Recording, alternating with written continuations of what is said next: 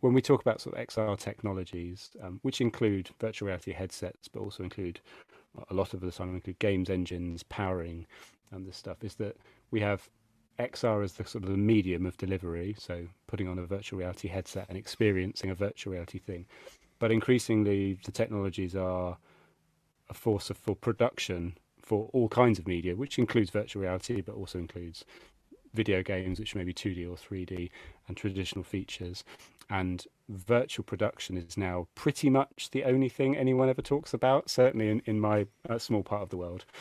So I was hoping we could unpack that a little bit. How do you adopt these technologies as you go about the process of creation? And your creation, I know, ranges across film, but also art practice as well. So where do you see the kind of the creative and the tool-based potential for XR technologies?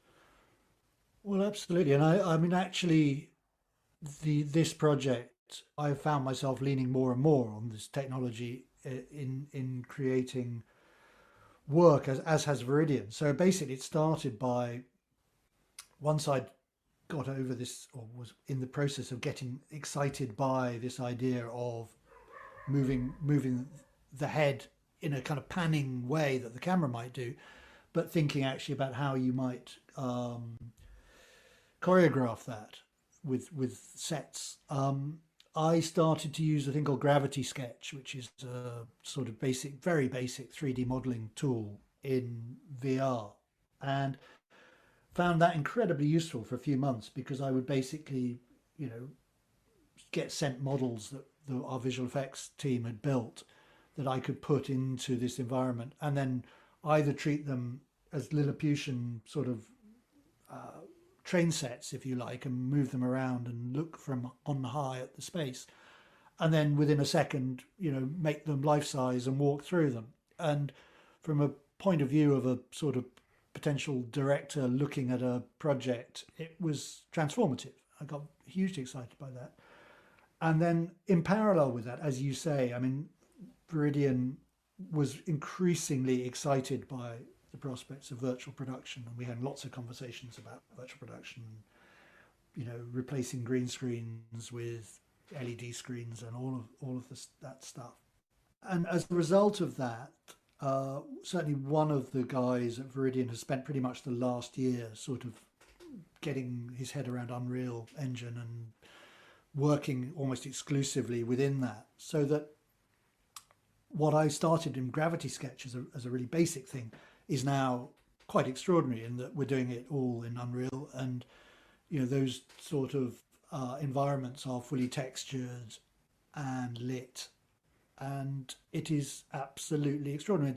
And I think now there is probably not a single visual effects project that we as a company do that we wouldn't sit a director down with a VR headset and let them see our planned kind of visual environment beforehand, because it's just so powerful. And although we probably aren't still going to use green screen for the elements in the darkroom, we absolutely are planning to have live keying on set using Unreal, so that those bits of green screen will immediately and in that moment be replaced with what we're intending to see beyond the green, if you like.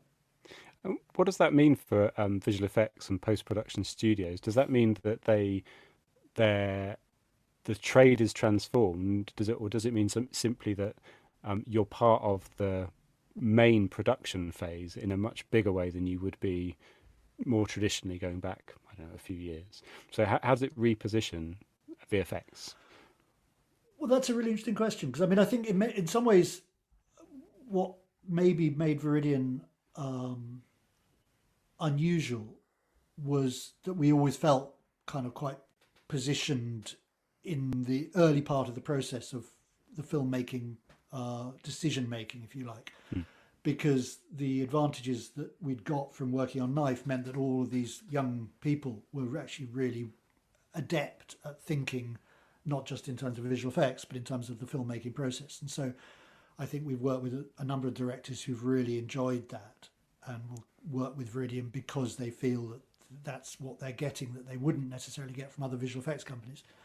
But I think you're right. I think it will increasingly make that available to more companies, and I think that increasingly, if directors can sit at home with wearing a VR headset and inhabit environments that are going to be part of their filmmaking universe, I'm sure that will make the iterative conversation around what the visual effects might be doing much more complex, and that can only, I think, be a good thing from both from a company point of view, but also from a creative point of view. I mean, this is all about ultimately trying to tell great stories, isn't it? And I think that the process, which, as I say, I think was already happening, which is that visual effects were becoming increasingly drawn into the storytelling process. I think that's definitely going to be massively accelerated.